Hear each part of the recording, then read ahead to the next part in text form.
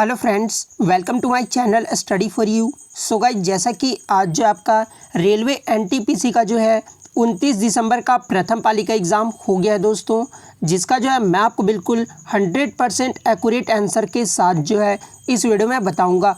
तो देख लेते हैं कि किस प्रकार के जो आज आपके 29 दिसंबर के प्रथम पाली के एग्ज़ाम में जो प्रश्न पूछे गए हैं। उससे पहले एक बात और दोस्तों, कि जिन्होंने भी अगर चैनल को सब्सक्राइब नहीं किया है तो रेलवे से रिलेटेड पल पल की अपडेट के लिए जो है चैनल को सब्सक्राइब ज़रूर कर दीजिएगा।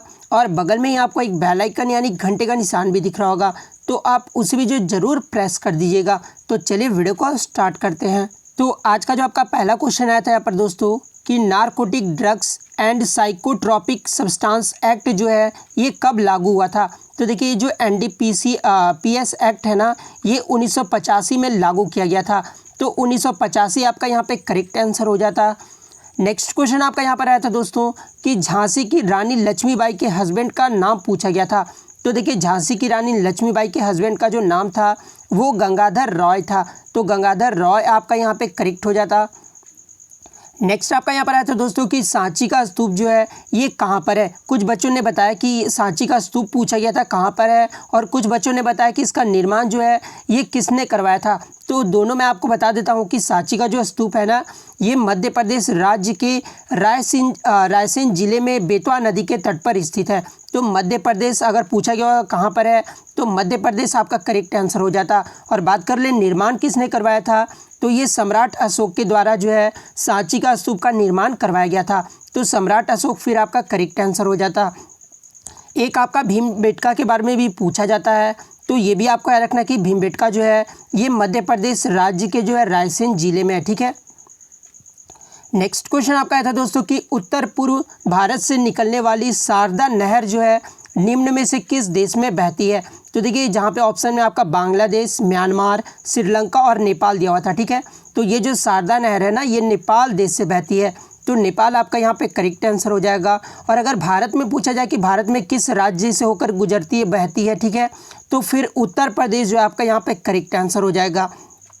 शारदा नदी का अन्य नाम भी है दोस्तों, जहाँ पे आपका जैसे काली नदी से बोला जाता है, ठीक है, महाकाली के नाम से भी जो है इसे जाना जाता है, और काली गंगा के नाम से भी जो है इसे जाना जाता है। तो ये भी आपको याद रखना, आगे के शिफ्टों में आपसे पूछ दिया जाए कि शारदा नदी को जो है अन्य नाम क्या है। तो देखिए, अन्य नाम जो है वो काली नदी है, महाकाली है और काली गंगा है। तो ये सारे फैक्ट आपको याद रखना है।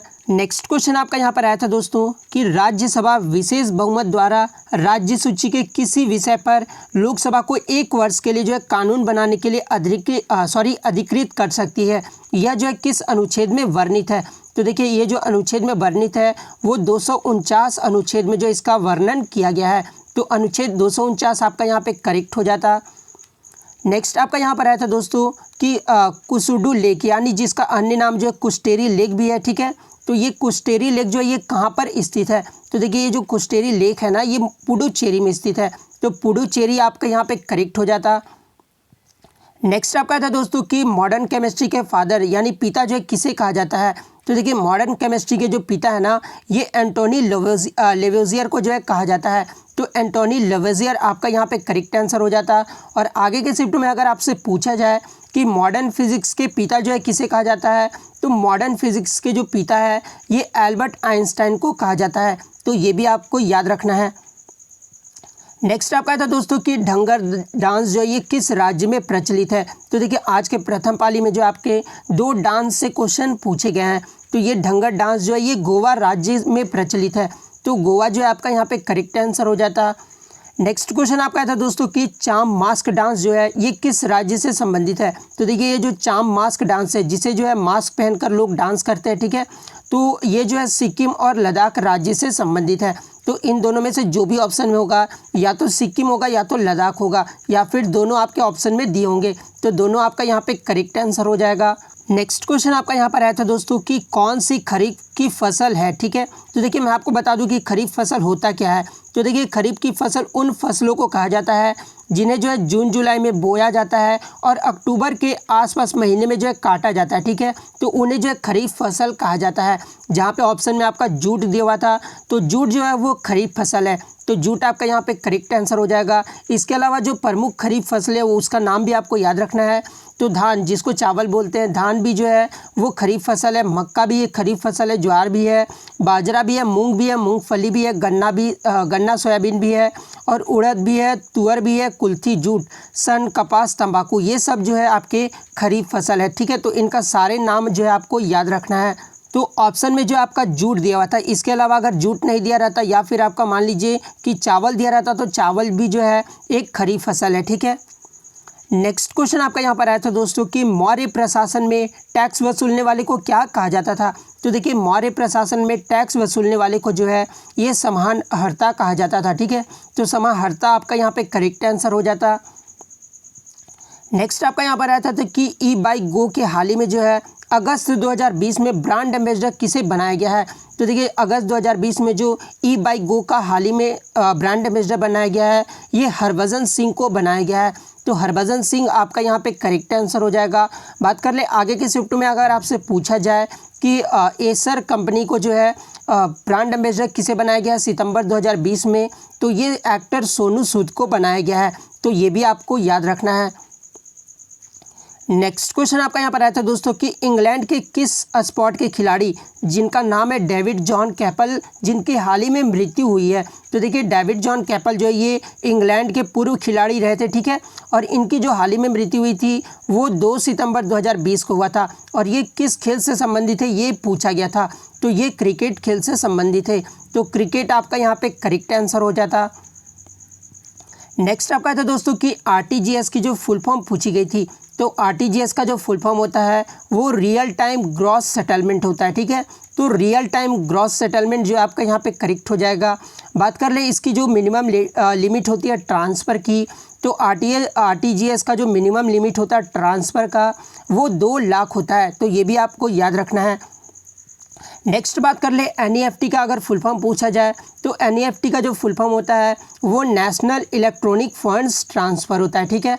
तो ये भी आपको याद रखना है। और एक आपका आईएमपीएस का जो फुल फॉर्म पूछा जाता है, तो आईएमपीएस का जो फुल फॉर्म होता है वो इमीडिएट पेमेंट सर्विस होता है। तो ये भी आपको याद रखना है।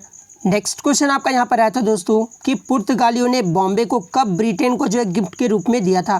तो देखिए, पुर्तगालियों ने बॉम्बे को जो है ये 1661 में ब्रिटेन को गिफ्ट में दे दिया था। तो 1661 आपका यहाँ पे करेक्ट आंसर हो जाता। नेक्स्ट आपका यहाँ पर आया था दोस्तों कि नकदी की लिक्विडिटी को नियंत्रित करने के लिए जो है किसका इस्तेमाल किया जाता है। तो देखिए, नकदी की लिक्विडिटी को नियंत्रित करने के लिए जो है ये रिवर्स रेपो रेट या फिर एसएलआर, जिसका फुल फॉर्म जो होता है वो स्टैट्यूटरी लिक्विडिटी रेशियो होता है, ठीक है।